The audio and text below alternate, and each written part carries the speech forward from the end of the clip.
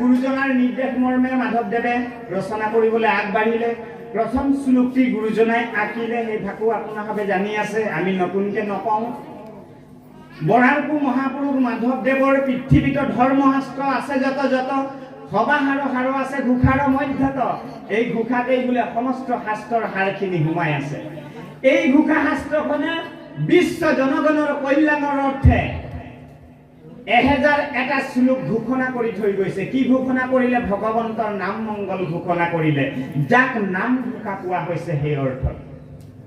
এই ঘোষা শাস্ত্ৰখনে আমাক এটা সুন্দৰ দায়িত্ব দি থৈ গ'ল সমাজ গঢ়াৰ বাবে।